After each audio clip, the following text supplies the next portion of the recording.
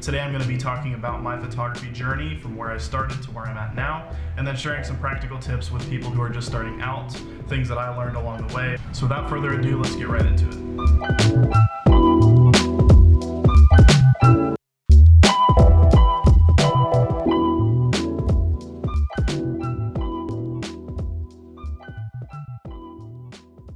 So I'd say it all started back when I was a sophomore in high school. I took a digital photography course.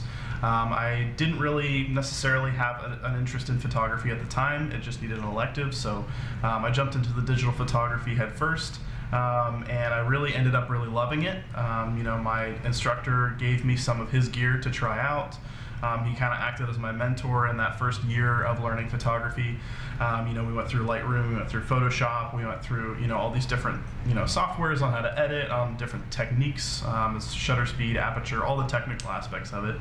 And I really got interested in it. I thought this was an incredible hobby, something that I could use to capture my life, capture other people's lives, and just share it. And I think it's a really cool way to document the world. I developed through looking up YouTube tutorials. I purchased, I think, 1 or 2 courses on digital photography, just normal techniques, shutter speed, aperture, ISO, lighting, composition, and all those different things. And I really wanted to focus on the technical aspect of photography. And that was a good and bad thing, which I'll get to here in a minute. What I did from there is I ended up getting my first camera. So it was my Rebel T3. It's like the entry-level DSLR camera. I've never owned a DSLR before at that time. I was super excited. I went out and took pictures of basically everything, and I felt like a pro just because I had a detachable lens camera and all these other different gadgets that came with it in like the base model package. I really enjoyed it. It was a really fun way to learn photography. From then on, as I was diving into the social world of photography, like on YouTube and on Instagram, I started to develop what photographers call GAS, which is Gear Acquisition Syndrome. So basically, when you get into photography, and this kind of goes for other hobbies as well, you realize, oh my gosh, like all these people who are taking incredible photos have all of these, different cameras that I don't have. You need the bigger and better, and that's kind of how the consumerist mindset kind of took over. So from then on, I started looking into the next camera I was going to get. Not that I really needed a new camera. I wasn't doing any professional level work. The work I was doing was basically just for my school or for my church, and I didn't need a professional camera, and if I did, they let me borrow one, so I didn't necessarily need one, but I wanted to get one because I felt like, okay, if I have the next step up, then I'll be a better photographer, right? Ended up that I got a gift for my graduation. It's the Canon 70D, and that one was great for photo and video, had an awesome autofocus system, and I got another lens with it, so I was really excited. I was like, this is the camera that's going to make me a better photographer. I'm going to be so much better after I have this camera. Turns out, I learned more, and I progressed more, and I got better, but it wasn't because of the camera, and that wasn't ever anything that made me better as a photographer. It's more of the choices that I made in my photography and in my life, really, that made me a better photographer, which is something I'm going to get into here in a minute. So before I was speaking about me focusing on the technical side, which is a good and bad thing. I think it's a good thing, obviously, because as a photographer, if you're going to do anything in photography, whether it's a hobbyist photographer or a pro-level photojournalist or a sports photographer, you need to know the core aspects of photography, like exposure, like aperture, depth of field, ISO, composition. You need to know all of those technical aspects of the camera. You need to know how to use your camera as far as the menu goes. If you're shooting video, there's a whole other world that opens up. So I really honed in on focused on that, which was good because it built a very strong technical knowledge base. But at the same time, I never focused on composition really, other than just, rule of thirds or anything like that. I never focused on how to pose people. I never focused on storytelling really, and that really stunted my growth. The reason why I believe that it's very important to start off with storytelling really, even first with photography.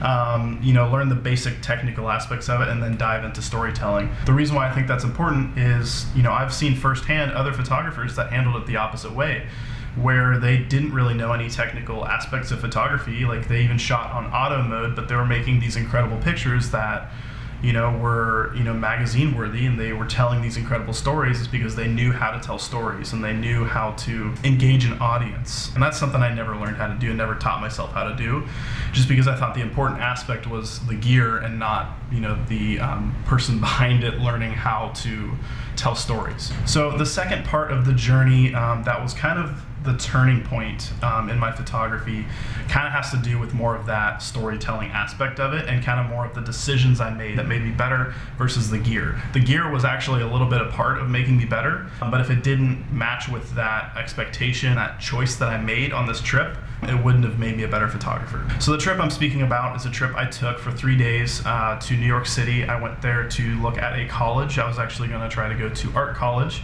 And there was a very prestigious art college there that I looked into, and I was like, this is really cool, let me go check it out. So I went there for 3 days actually. The first day was to check out the college, and then the next 2 days were just to explore New York City, because this was the first time I had been there, you know, being a photographer. I'd been there before as a kid, but I'd never been there as a photographer. And this came at a really good time for me because I was doing more research on Henri Cartier-Bresson, Vivian Maier, Robert Doisneau, all my favorites in street photography, and really discovered street photography as like, wow, this is an incredible way to see the world, and an incredible way to tell the story really of the world and of humanity and of life, and it's an incredible way to capture photography.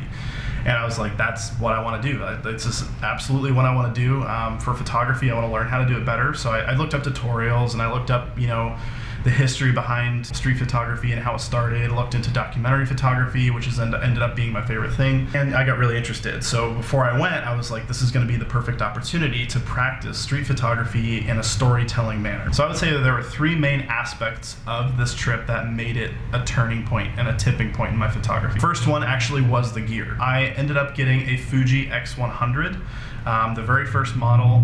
It's very slow to autofocus. It's a fixed lens camera. It was, by all accounts, slower and even a downgrade from my Canon 70D. But I knew in street photography, I didn't want to be walking around with this massive DSLR with a huge lens on it. That would be way too invasive and it would scare people off. I want to be discreet, I want to be quiet, I want to be able to slip it in my pocket. So I ended up getting this Fuji X100 as a part of my gear acquisition syndrome, you know, issues. But I ended up getting one because I decided, you know, hey, this is going to be a piece of gear that I think is going to last me a long time. So that was the first aspect of it. I had a small compact camera, and without knowing it, I actually created some creative constraints for myself.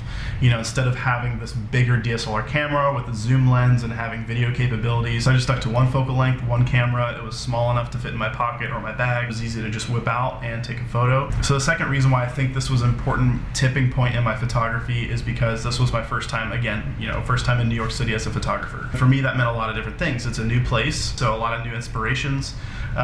You know, it is full of people. I had been to other cities that had people, but it just not as dense as New York City was. So there was a lot of life, a lot of action, a lot of interesting things happening. And then the third, but I would say arguably the most important aspect, or I should say choice, that I made on this trip, that really, I think that paired with the other two made it such a strong, like, confidence booster for me. I made the decision to throw fear behind me and just go straight for the photo. What I mean by that is, with street photography and just with photography in general, when it comes with people or it comes to documenting events or just, you know, life in front of you, you can become very shy behind the camera and think, okay, this person doesn't want me to take their photo, or, you know, what if they say no? What if they get mad? You know, and for me, it was just more about, you know, with street photography, I always wanted to represent life and everyone in a good light. You know, I'm a positive person, and that's just how I see the world. I was never going to do anything, you know, to make fun of people as far as with photography goes, you know, and take photos of someone that was not representing them in a kind way. I knew I had good intention, but that person doesn't know that I have good intention. They don't know what my intentions are.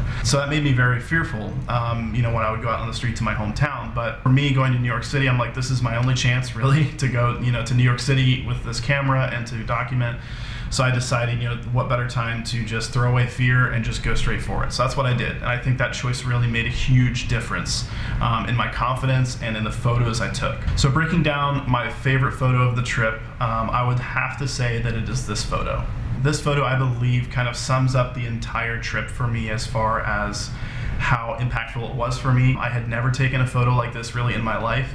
And it was just kind of a culmination of a lot of different things coming in at once. And I feel like I captured it at the perfect time. I don't really distinctly remember what happened behind the camera, but just more of like, I was in the subway waiting on my train. I saw this couple in front of me, and I was anticipating that something was gonna happen. It looked like they were either saying goodbye or saying hello. I decided, I'm like, you know what, this is gonna be a great opportunity to capture it. With a 35mm lens, I was only really a few feet away from them, so they could definitely see me. You know, I was a little fearful, but you know what, that decision I made at the beginning of this trip, I thought like that's the most important thing, and I just need to throw fear behind me, and I did. And without knowing it, my tram was coming by right behind them, and another person was walking off to the left. So everything kind of wrapped in together and made this beautiful photo with the motion blur in the background, but mainly this couple in the front as the main subject. Just explaining so much emotion, just the story behind it. It makes you wonder, okay, what was happening in their life at that time?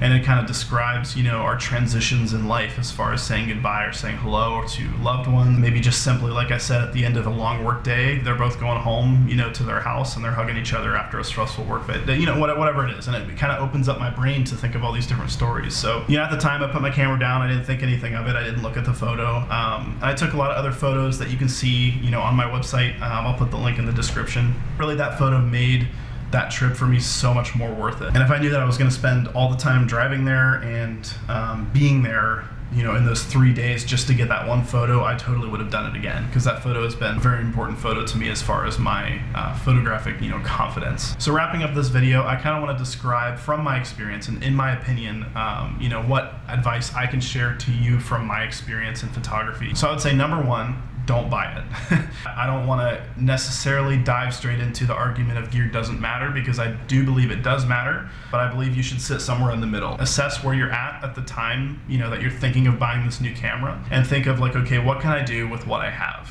Can I shoot this project with what I have? Can I, shoot this video with what I have? If the answer is yes, then do it and see how it turns out. And if it ends up that you're like, okay, I need a higher resolution, or I need to shoot it on film, or whatever it may be, then yeah, you can open up the possibility to buying a new camera. But first, what I've tried to do, which is I've not always been successful at, is if I see a camera, I'm like, oh man, I want that camera.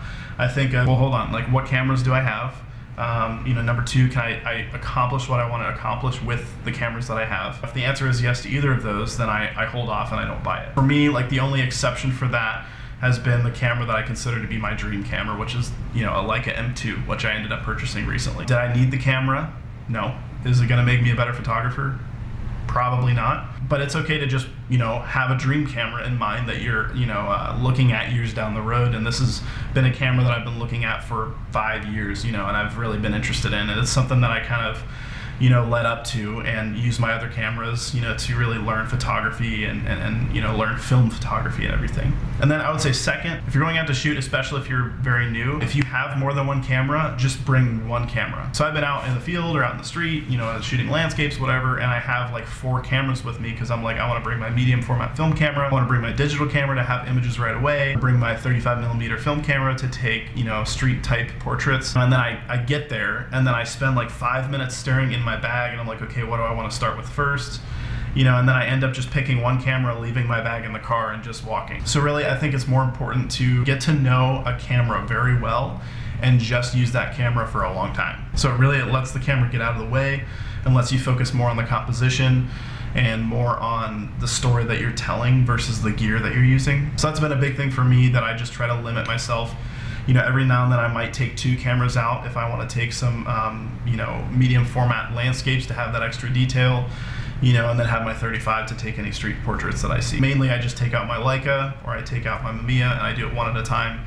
And it really has helped me focus more instead of just fumbling with my gear, because if you're fumbling with your gear, you're going to end up missing a moment that you could have captured. And the last tip I would say kind of ties into the one I just spoke about. I've always created my best work when I simplify my process, when I simplify my gear, when I just try to be as minimal as possible. I've always created my best work. The New York City example is a great example. I only brought one camera, and that was it. I only had one focal length. It really created a creative constraint, but more than that, it simplified my workflow, so I didn't have to worry about my camera, I didn't have to worry about editing the photos. All I had to do was shoot, and that's really the most important thing. So there you have it. I hope you enjoyed that video. If you did, go ahead and hit the like button, and if you're interested in more content about film photography, about being a creative person, and how to balance being a creative person with a full-time job, and a family, I'm going to be making more videos about that, so go ahead and hit the subscribe button if you're interested. And if you want to see more of my work, go ahead and check out my website in the description. I also have a shop page that has some of my prints, all printed by my friend Reed.